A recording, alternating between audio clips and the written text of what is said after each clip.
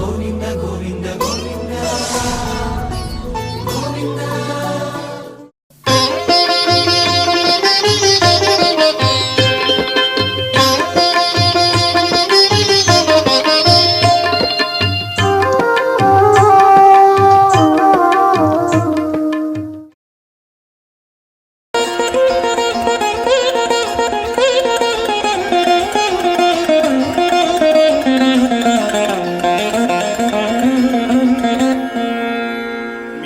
ఆచార్యులను గురువులను குலதெய்வத்தனு பிரார்த்தனை செய்யண்டி. பக்தர்கள் எல்லாருமே தாயாரையும் பெருமாளையும் பிரார்த்தனை பண்ணுங்கோ, ஸ்மரணை பண்ணுங்கோ. உங்களுடைய ஆச்சாரியனை குலதெய்வத்தைய பிரார்த்தனை பண்ணுங்கோ. ஓம் அஸ்மத் குருப்யோ நமஹ, ஓம் அஸ்மத் பரமகுருப்யோ நமஹ, ஓம் அஸ்மத் பரமேஷ்டி குருப்யோ நமஹ, ஓம் அஸ்மத் சர்வகுருப்யோ நமஹ, ஸ்ரீ வாசுதேவாதி குருப்யோ நமஹ. வந்தே லக்ஷ்மீபதிம் தேவம் சங்கசக்கர கதாதரம் வித்யாமூர்த்திம் ஹயக்ரீவம் சப்தார்த்த ஞானலப்தயே அம்ருதாத்மா தமேகாபம் அம்ருதாஹரணம் விபும் ஸ்ரீ பாஞ்சராத்திர ஆகமாச்சாரியம் வந்தே வைகுண்டபூபதிம். சுக்லாம்பரதரம் விஷ்ணும் சசிவர்ணம் சதுர்புஜம் பிரசன்னவதனம் த்யாயேத் சர்வவிக்னோபசாந்தயே. யஸ்யத்விரதவக்த்ராத்யாஹ பாரிஷத்யாः பரஸ்ஸதம் விக்னம் நிக்னம்தி சததம் విశ్వక్సేనం తమాశ్రయే. భక్తాదులందరూ ప్రాణాయామాన్ని ఆచరించండి. பக்தர்கள் எல்லாருமே ప్రాణాయామத்தை பண்ணுங்கோ. సంకల్ప ముద్రలో కూర్చోండి. సంకల్ప ముద్రలో ఒకాందుకోంగో. మీ యొక్క గోత్రములు, నామధేయ నక్షత్రము, మీ కుటుంబంలోని సభ్యుల నామధేయ నక్షత్రము మనసులో సంకల్పాన్ని ఆచరించండి. సంకల్ప విధానం తెలిసిన వారు సంకల్పాన్ని ఆచరించండి. సంకల్ప విధానం రానివారు అమ్మవారిని స్వామివారిని ప్రార్థన చేయండి. பக்தர்கள் எல்லாருமே உங்களுடைய கோத்திரம், நாமதேய நட்சத்திரம், குடும்பத்தில் எல்லாருடைய நாமதேய நட்சத்திரம் மனசுலேயே சங்கல்பத்தை பண்ணுங்கோ.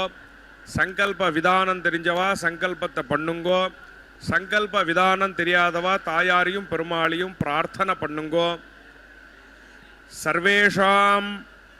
பக்தஜனானாம் க்ஷேமஸ்தைரிய விஜய வீரிய அபய ஆயுராரோக்கிய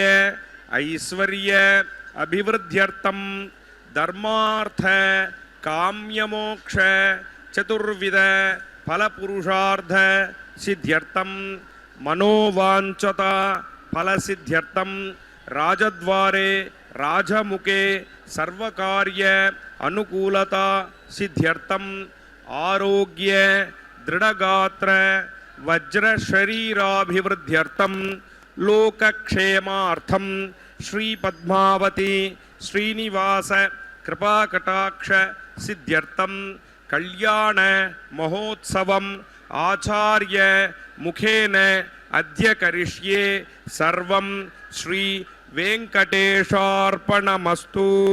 கோவிந்தா.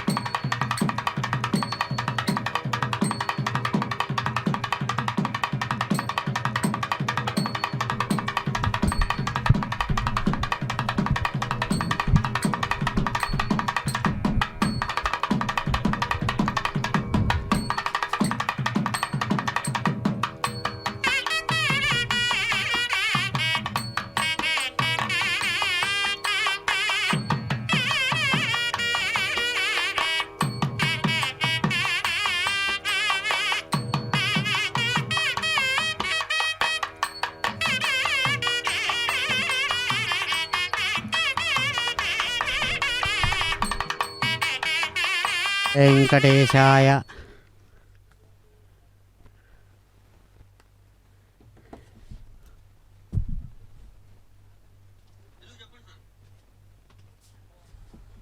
ఓం నమో వెంకటేశాయ. అద్భుతమైనటువంటి తిరుచుకనూరు క్షేత్రం.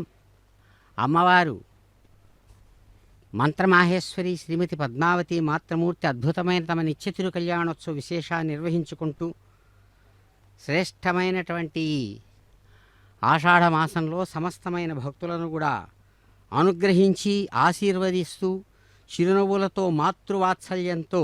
అదిగో తమ నిత్య తిరు కళ్యాణ విశేషాన్ని స్వీకరిస్తూ ఉన్నటువంటి దివ్యమైనటువంటి క్షణాలు. అమ్మవారు చక్కగా తాను పద్మకాసారంలో నుంచి ఆవిర్భవించినటువంటిదై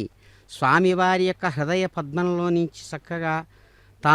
తమ యొక్క దివ్య రూపాన్ని అందించినటువంటి ఆ మహాలక్ష్మి సాక్షాత్తు పద్మావతిగా భద్రలక్ష్మిగా చక్కగా తాము ఇక్కడ ఆ సమస్త ప్రాణులకు సుఖాన్ని అందిస్తున్నటువంటి క్షణాలు. శ్రీ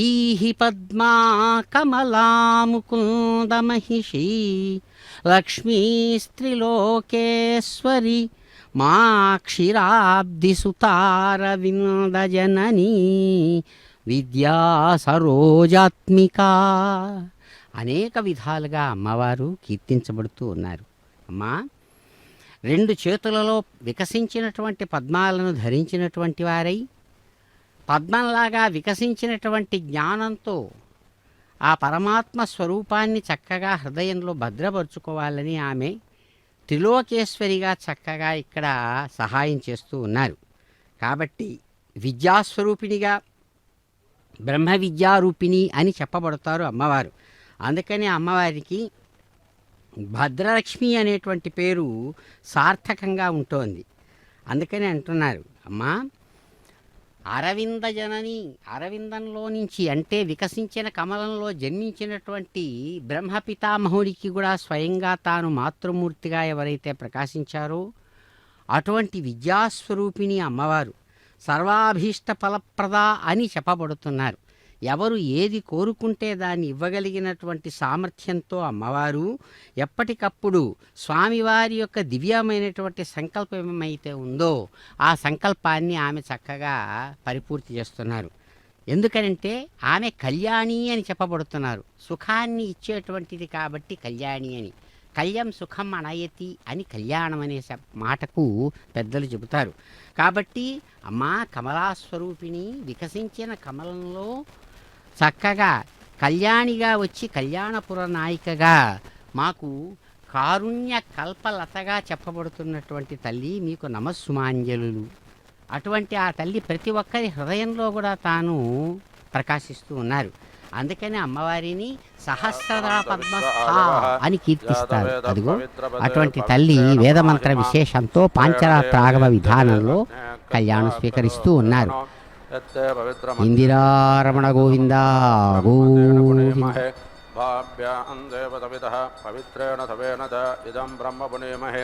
వైశ్వదేవే పునతే దేవ్యాగాత్ యస్వే పక్వే తనవో వేదపృష్టాః తయామదంతః సధమాద్దేశో వజగ్గస్యామపతయో రజీనాం వైశ్వానరో రశ్మిభిర్మా పునాత్ పాతప్రాణేషు మయో భూః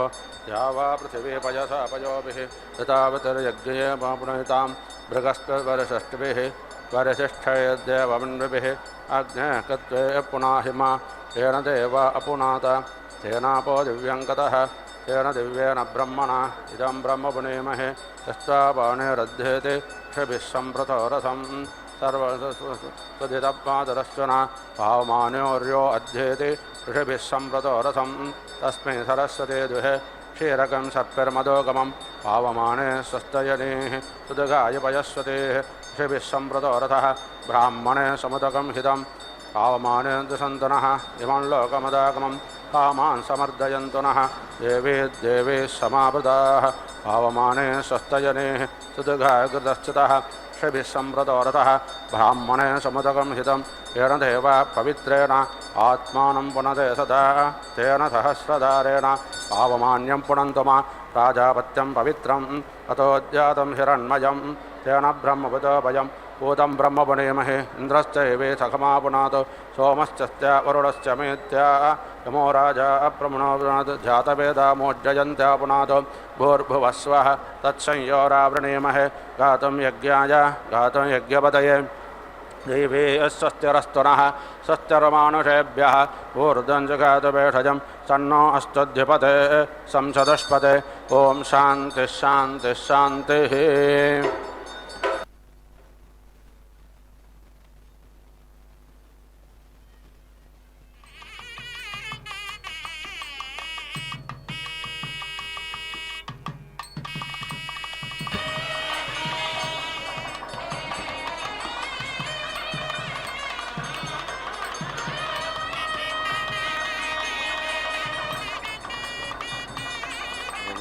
जनस्तरीराशनेन्द्रादस्य सदाशुषे पोपेर्नमाकवन्भोजन्नुते दानं देवस्य पृच्छत आदित्येभ्यस्त्वा तदा सनप्रयच्छ शुभे निपादजन्माने पुरेयादित्यसवानन्तयन्द्रियमातस्था अमृतं दिव्या आदित्येभ्यस्त्वा यज्ञो देवानां प्रत्येदसं नमादित्य शोभवाता मृळयन्ताः आवोर्वाचे समतर्वा विद्यातग्रहोच्छिद्या वारिव वित्तरासादादित्येभ्यस्त्वा विवस्वाव आदित्यैषते सोमपेतस्तस्मिन्मत्स्वा तदस्मै नरो वचसे ददात न यदा आशीर्जातं पाते वाममश्नुतः पुमान् पुत्रो जायते विन्दते वस्वधा विश्वाः आरपयेदते गृहे वाममध्यसा वितर्वाममश्वो दिवे दिवे वाममस्तम्भ्यग्रसावेः वामस्य शिक्षयस्य देवभूरे रया धिया वामभाजस्यामा वयामृहेतोजसा वित्रो ओजतनोधात्सनो मयेधेः जन्वा यज्ञं जन्वा यज्ञपातिं भगाय सवित्रे त्वा वयामृहेतोजसर्मा आयसप्रतिष्ठानो मृगदक्षाय नमः विश्वेभ्यस्त्वा देवेभ्य एषतेजो नरविश्वेभ्यस्त्वा देवेभ्यः वयामृहेतोषि बृहस्पते सुतश्च ते देवतोमा इन्द्रायन्द्रिया वा तपत्नीवतो ग्रह औरुध्यासम् अहं परस्तादगमवस्थादन्तरिक्षं ततो मे पिता स अहग्सूर्यां भजतो तदरसाहं देवानां परमं गुहायते अग्ने वाक्पत्रे सजोर्देवेन त्वष्ट्रा सोमं पिबस्वाहा प्रजापतिर्विषा आचरेतो धारयतो मयेधेहि प्रजापतेस्ते वृष्णो रेतो दशो रेतो दामासीय वयामृहेतो हरिरतिहारिरो जनो हरिभ्यां त्वा हर्यो अध्यानास्त सहसो मा इन्द्राय यस्ते देवसोमा स्वशरर्भक्षो योगोचनेः तस्यादयिष्ठया दुडस्तुतस्थो ओमश्च दक्षोत्तश्च पाहुत उपाहुतश्च भक्षयामि विक्ष्वाहिकेशिना हरे वृषाणागक्षप्र अथ आन इन्द्रसोमपा गिरामपश्रुतिञ्जर वयामृहेतोषेन्द्रायत्वा चोलचिना एष तेजो निदिन्द्रायत्वा चोलचिने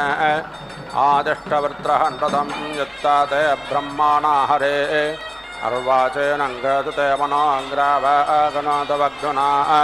वयामृहेतोषेन्द्रायत्वा चोलचिना एष तेजो निदिन्द्रायत्वा चोलचिने इन्द्रमिन्धरे एव हतो प्रादृष्टतवधम् ऋषेणाञ्चस्ततेरुपायज्ञं च मानुषाणां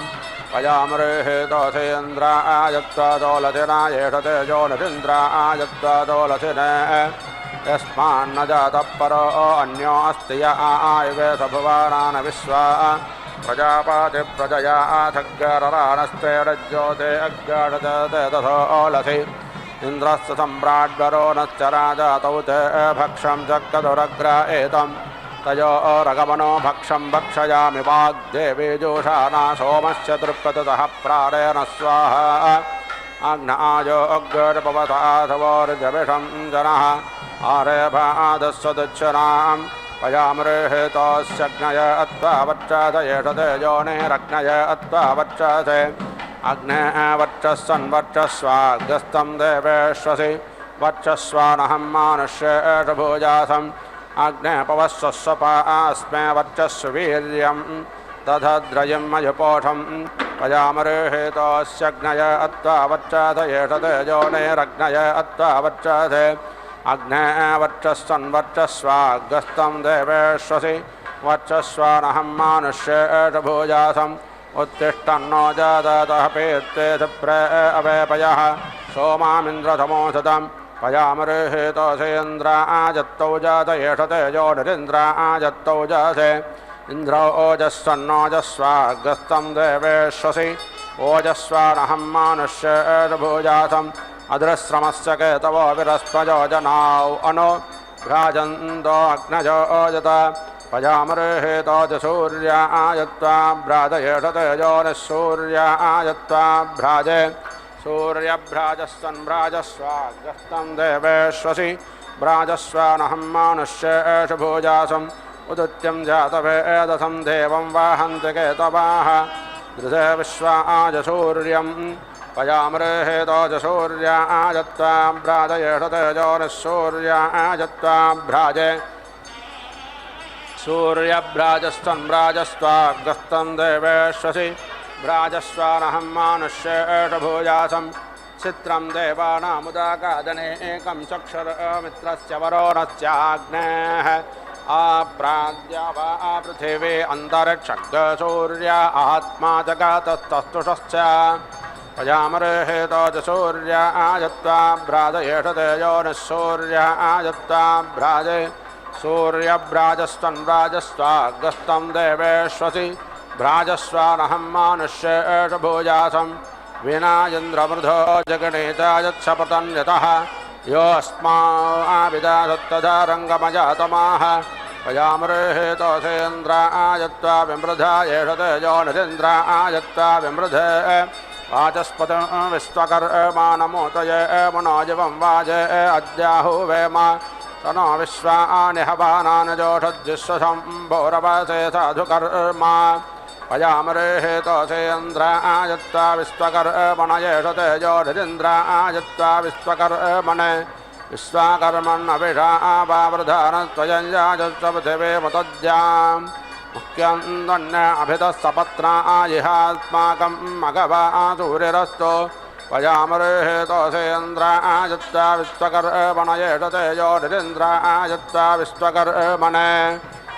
विश्वाकर्मण्यभिषा वर्धानेन त्रातारविन्द्रमकृणोरयुध्यं तस्मै विधः समानमन्दपूर्वेरजमग्रो विगव्यो यथा तत् पयामृहेतोऽसेन्द्रायत्वा विश्वकर्मणयेष तेजोनिरिन्द्रायत्वा विश्वकर्मणे पयामृहेतोऽस्यग्नय अत्वा गायत्रीच्छन्दसङ्गृह्णामेन्द्रायत्वा तृष्टुप्छन्दसङ्गृह्णामि विश्वाभ्यस्त्वा देवेभ्यो जगच्छन्दसङ्गृह्णां जनट्टत्ते अभिगिरः ऋषीणां त्वापत्पन्नाधो नाम ककोणनानां त्वापत्पन्नाधो नाम बन्धनानां त्वापत्पन्नाधो नाम मध्वन्तमानां त्वापत्पन्नाधो नाम शुक्रन्त्वा शुक्राधो नाम यन्नो आरोपे सूर्यश्च रश्मिषो ककुहग्गरूपं रेषवस्य रोचते मृगस्तोमस्य पुरोगाः शुक्रस्य पुरोगाः यत्ते सोमादाभ्यं नाम जाग्रेवि तस्मै अत्वा गृह्णामि तस्मै ते सोमसोमाय स्वाहा कुशिक्तं देव सोमाग्ने प्रियं पाथोपेः वशीत्वं देव सोमेन्द्रस्य प्रियं पाथोपेः अस्मत्साखात्वं देव सोमविश्वेषां देवानां प्रियं पाथोपेः प्राणाय मे वत्सोदा वत्सदे पवत्सव्यानाय मे वत्सोदा वत्सदे पवत्स उदानाय मे वत्सोदा वत्सदे पवत्सवाच मे वत्सोदा वत्सदे पवत्स कतो दक्षाभ्यां मे वत्सोदा वत्सदे पवत्स श्रोत्राय मे वत्सोदा वत्सदे पवत्स चक्षुर्भ्यां मे वत्सोदधो वत्सदे पवेथाम् आत्मने मे वत्सोदा वत्सदे पवत्सौजसे मे वत्सोदा वत्सदे पवत्सायुषे मे वत्सोदा वत्सदे पवस्व विश्वाभ्यो मे प्रजाभ्यो वत्सोदधो वत्सदे पवेथाम् को ओचकतमोऽचकस्य आशिको नामासि यस्य ते नामामन्मह्यन्त्वा सोमेनाथि दृपाम भूर्भुवः स्वस्य प्रजया भूयासम् सुवीरो वीरैश्च पोषपोषैः उदुत्यं जातवेदसं देवं वाहन्ति केतवाः गृहे विश्वाय सूर्यं चित्रं देवानामुदकादनेकं चक्षुर्मित्रस्य वरोरस्याग्नेः आप्राज्याभापृथिवी अन्तर्जग्सूर्य आत्मा जगतस्तुरश्च आघ्नेन यातुपथा राजे अस्मान् विश्वान् देववयुनान् विद्वान् योज्यस्पञ्जोहरानमेण भूयट्टान्तेन मामुक्तिं विधेम अयन्नो अग्निर्वरे वत्कणात्वयं मृधः पुरयेतु प्रभिन्दन् अयं वाजा अञ्जयतु वाजसत अयज्ञशत्रो अञ्जयतु जरगेण स्वाहा रूपेणावो रूपमभ्यागां तथो वो विश्ववेदा विभाजतो यदस्यापथा प्रेता चन्द्रदक्षिणाः विश्वपश्यव्यन्तरिक्षं यदस्वदश्चैः ब्राह्मणमध्यवेदे जपितृपन्तं वैत्रमत्यमिषेमाश्रयज्ञसुदातो दक्षिणम् अस्मन्द्रादेवत्रागच्छ प्रदाता रमावीज अग्नय त्वामख्यं वरुणो ददादशो ओमदत्तमध्यात् आयुर्दात्रयधिमजो मख्यं प्रतिग्रहेत्र रुद्राय त्वामख्यं वरुणो ददादशो ओमदत्तमध्यात् प्राणो दात्रयधिमजो मख्यं प्रतिग्रहेत्र बृहस्पताय त्वामख्यं वरुणो ददादशो ओमदत्तमध्यात् त्वद्दात्रयधिमजो मख्यं प्रतिग्रहेत्र यमाय त्वामख्यं वरुणो ददादशो ओमदत्तमध्यात् अयो दात्रयधिमजो मख्यं प्रतिग्रहेत्र ओदात्तस्मादात् कामो दात्कामायादात् कामो दात कामं प्रतिग्रहेता कामयतत्ते तवा काम सदा वो न जामहे समिन्द्रनो मनाधान जगभिस्सग्गजोर्भिर्मघवान् सग्गस्वस्त्या सम्ब्रह्माणा देवकृतं यदस्य सं देवानाग्गसुमतौ यज्ञयानाम् संवच्चतपयसा सन्तनोभिरगन्महिमना सग्गशिवेन तुष्टासदत्र विदधतु राजो नो माट्टतन्वो यद्विलिष्टम् धातारादिस्साविदेदञ्जोषन्तां प्रजापादरिनिधिपादेवो अग्निः तोट्टा विष्णुं प्रजया आदग्गरराणो यजमानाय द्रवीणं ददातु गावो देवाः सदा नाकर्मज आजग्मे दग्गसवानं जुषानाः परामाना वहमाना हवेग्गस्मे दत्तवदवो वद ओने यावाहवसतो देवदेवाग्दत्तान् प्रेरयस्वे अग्ने सदत्ते दक्षिवाग्गदप्पपिवाग्गदत्तविद्वेषं घर्मग्गस्वरादट्टदानो वयग्गहित्वा अप्रयतयज्ञात्सन्नग्ने होता आरमव्रेडे महेह यथा गजा हृदा गुदाता मट्टा प्रजानन्यज्ञमुपायाहि विद्वान् देवागातवितो गातवित्वा गातमेत मनाधस्पतयमन्दे एव यज्ञस्वाहा वातेधाः यज्ञा यज्ञं गच्छ यज्ञवाचं गच्छ स्वायोनिं गच्छ स्वाहा एषते यज्ञो यज्ञपदे जगथोक्तवाकः सर्ववीरत्तञ्जोरश्च स्वाहा माहिभ्योरुमापुताकुः उरुग्रहिराजा वरुणश्चकारसूर्याय पन्तापन्वे तवा ओ अपदेपदा प्रतिधातवे करुतापावक्ता हृदया विदश्यते मम वरुणाय विष्टेतो वरुणस्य पासाः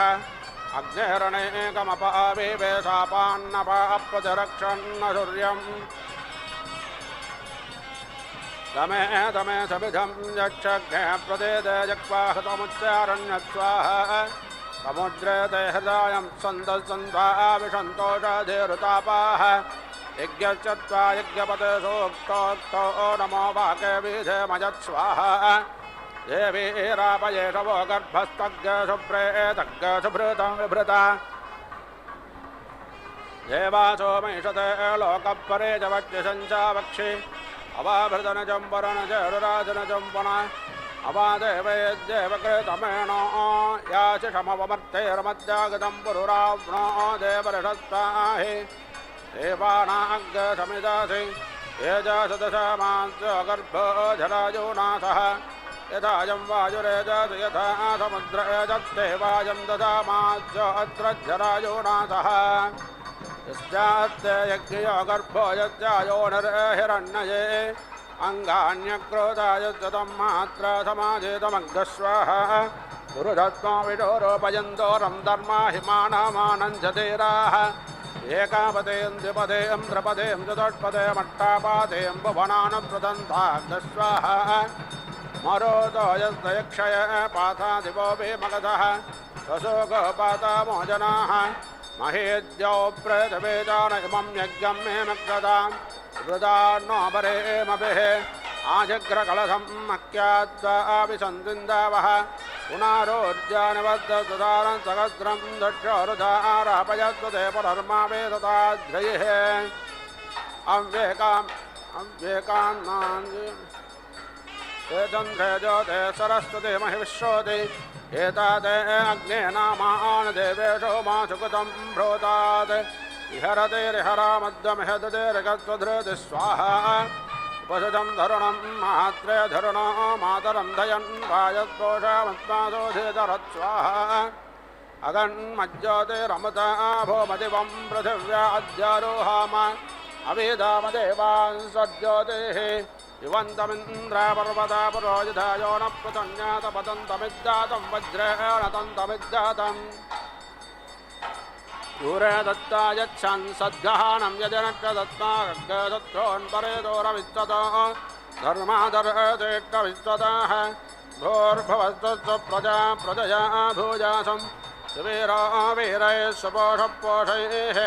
परमेष्टविदेत प्रजापादं वाचं व्याहृताय मन्दोच्छेदत्सविता संज्ञां विश्वकर्मा दीक्षायां पोषासो मक्कयन्याम्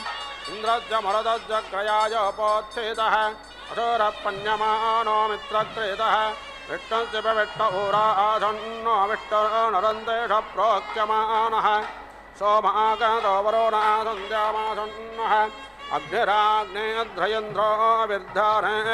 अथर्वोपवर्ह्यमानो विश्वे देवाग्रशुर्प्यमानेषु विष्णोराप्रीतपाप्यायमानो यमः सूयमानो विष्णुः सम्भ्रियमानः वायुपूजमानः शुक्रपूतः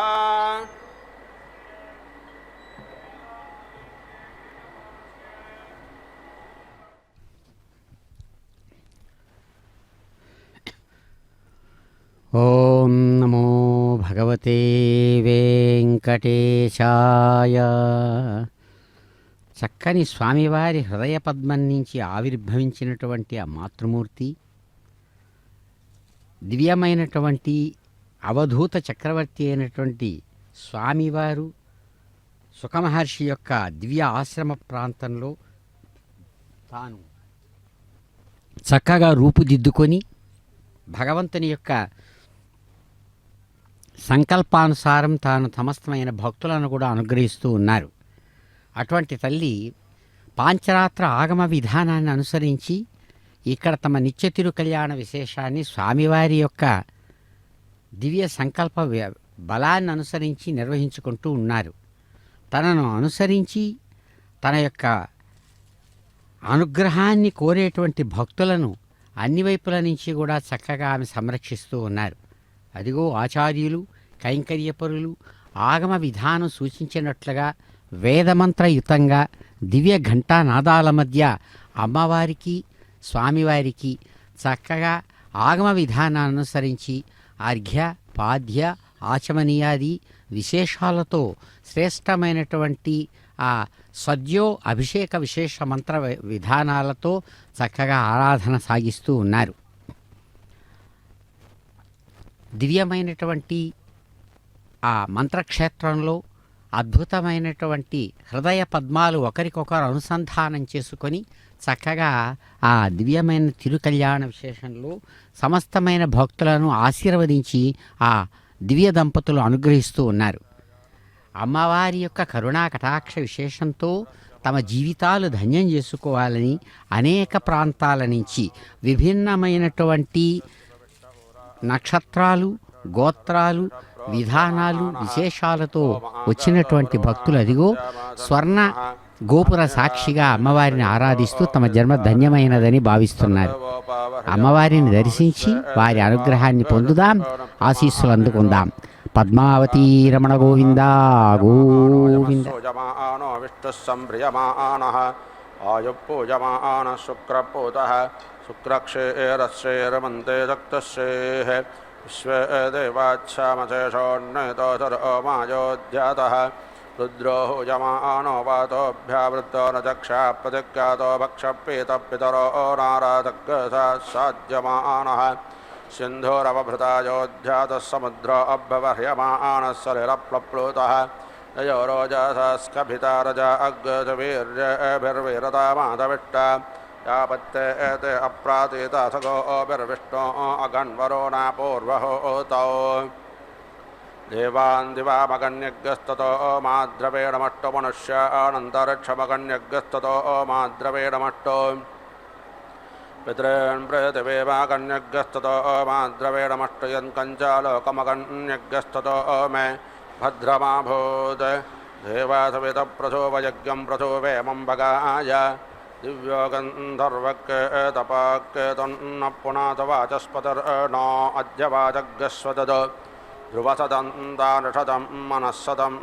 పయామరేహేతోసేంద్రాయత్వాజుష్టం గృహ్ణాం జ్యేషతే యో నిరింద్రాయత్వాజుష్టతమం అప్సృదందాగదసదం వ్యోమసదం పయామరేహేతోసేంద్రాయత్వాజుష్టం గృహ్ణాం జ్యేషతే యో నిరింద్రాయత్వాజుష్టతమం పృథివిసదం త్వాంతరిక్షసదం దివిసదం దేవసదం నాకసదం పయామరేహేతోసేంద్రాయత్వాజుష్టం గృహ్ణాం జ్యేషతే యో నిరింద్రాయత్వాజుష్టతమం అపాంగరసముద్వాయసగ్గసూర్యసంతగ్గసమాహితం అపాంగరసస్తజోరసస్తం వో గృహ్ణాం యుత్తమం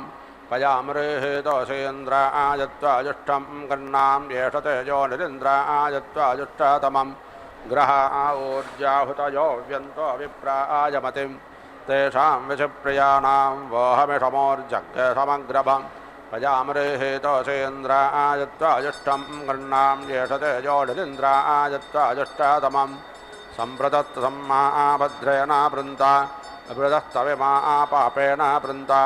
ఇంద్రశ్చ వజ్రో జివాజసాత్వజాయం వాజగ్గసేత్ వాజశ్చ ను ప్రాథవే మాతరం మహేమతే తిన్నామవచకరామహే యస్యామిదం విశ్వం భువానమాయువేదతస్యా అన్నో దేవస్యా పితా ధర్మాథా విజగే దేవీరాపో అపాన్నపాద్యో బాహూర్మి ప్రతోర్తిః అకన్మా అన్వాజధాస్తేనాయం వాజగ్గసేత్ అప్స్వంతరమతామప్సభేషజమపామత ప్రదత్తభిः అశ్వాభవాత వాజినాः వాతో వావో మనో వా గంధర్వాः సప్త విజ్ఞాసతిः ते अग्रे श्वामयुञ्जग्गस्ते अस्मिन् जपमादादुः वातारग्ग आभववाजुन्युज्यमान इन्द्रस्येव दक्षेणश्रयैधि जन्तुत्वामरुतो विष्टवेदधा ते त्वष्टापस्तुतपं दधातु दिवो यस्ते वाजन्निहेत गुहायस्येन परेत अचारच्च वाते तेनानो वाजन्बलवान् बलेन वाजजित्ते दजवानेत पारयिष्णः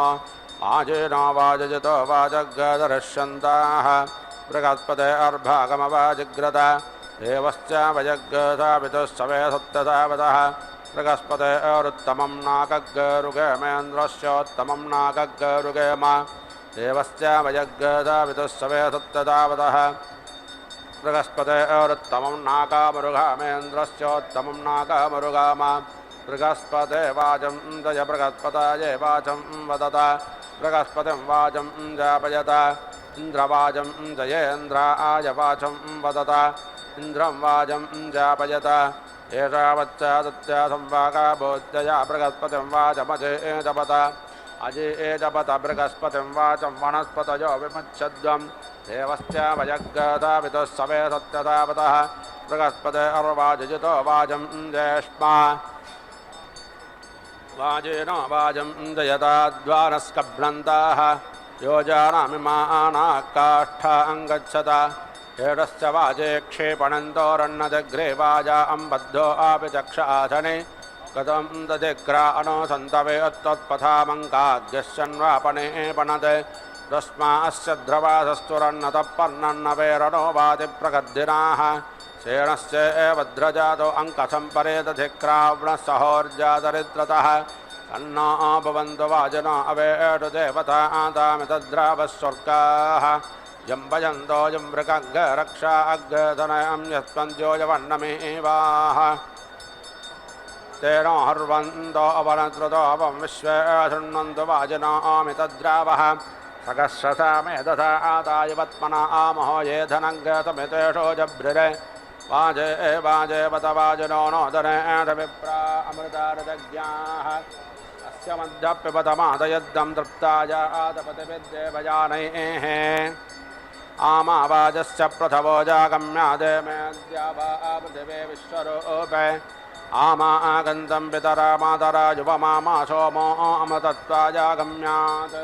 वाजिनो वाजयतो वाजग्गसर्वाग्गसाः बृहस्पते अर्भागमवाजग्गदनमृजानाः आपये स्वाहा अस्वापये स्वाहा पिजाय स्वाहा कदावे स्वाहा असावे स्वाहा हर्पदाये स्वाहा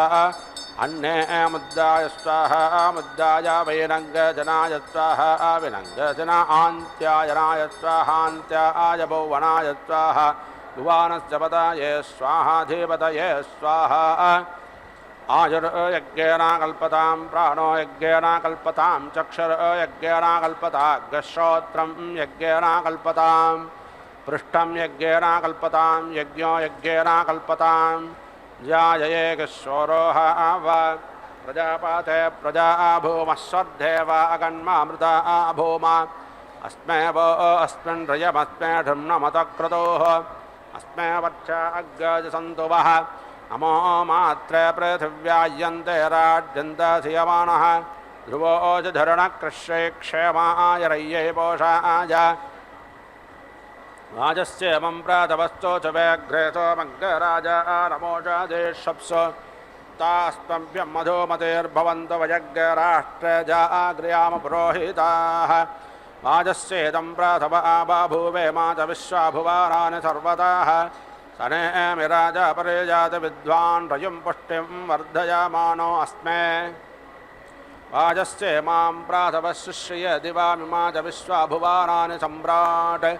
अदिच्छन्दन्दावयति प्रजानन् स नो रयज्ञ सर्ववीर्नयच्छतु आग्ने अच्छावदेह न प्रतिरस्सुपना भव प्रणो यच्च जगत्वजित्वग् यजानदा असि सोमङ्गराजा नमवासेऽग्निमन्वारावामहे आदित्यं विट्टङ्ग सूर्यं ब्रह्माणं च बृहस्पतिं प्रणो यच्चत्वर्यमा प्रपूषा प्रसरस्वति प्रवाग्देवी ददतु नः अर्यमणं बृहस्पतिमिन्द्रं दाराय चोदय वाचं विष्णुं सरस्वतेऽग्रधपितारं च वाजिनम्